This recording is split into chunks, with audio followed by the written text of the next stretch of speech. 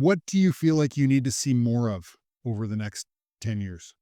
I think the utility needs more investment in tools that allow us to respond quicker. Part of the thinking is if we can't have a gold plated system out there, we're going to try and at least have a quicker response time when there is a problem and simulate at least better service by being able to respond quicker. In order to do that, we need tools in terms of automation, automated switches. But I think the next level up, you talk about AI. We have elements of AI in the system, but you're still going to need humans and human expertise. But maybe we can pre-program scenarios into the system so the power drops off at front of your house. Every house in most municipalities is fed from two directions. You have a switch that goes, "Hey, power's off in front of Dan's house. We're going to turn off this little section where the power is out and feed it from a different way." And boom, the power comes back on. We have something like that in our downtown core. It protects the water treatment plant, the wastewater treatment plant, the hospital. It's an expensive system. But rarely, even though those assets are older, it's simulated as if they're new because you respond so fast. Maybe 20 people are inconvenienced instead of 2,000. Right. And I think that's what the system needs now. That costs money.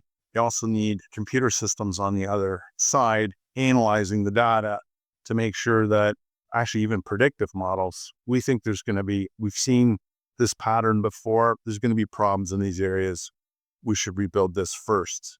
As opposed to the old way was it's almost your turn to have your street paved.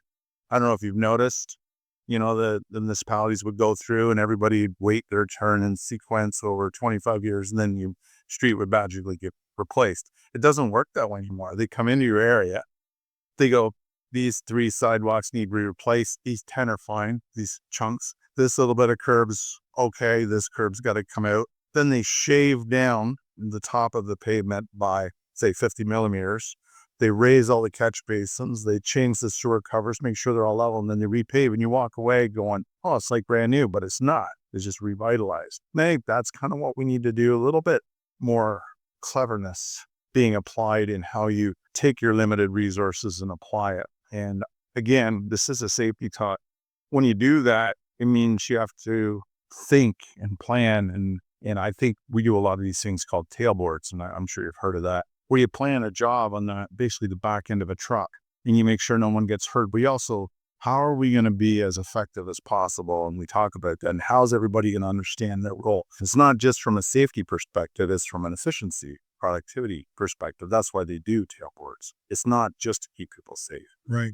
Anyways, that's what I think you have to take those concepts around productivity and efficiency and take it up a level in terms of capital spending, deploying. Maybe we're better off spending our money on automation, artificial intelligence 1 year versus replacing 200 poles. Maybe we'll be able to use that intelligence and deliver a better service than just brute forcing spending money on new things. Right. We're getting closer to what I call the dream, where you have perfect information so you're able to use your asset and replace it just prior to failure so that you're as efficient as possible, delivering the best product for the cheapest price. Yeah. But we're getting closer to that. That's interesting. Technology is the answer for a lot of things. You nailed it on the head, right? The safety part of it is how do you do it safely? Doing it safely means you're doing it right as well.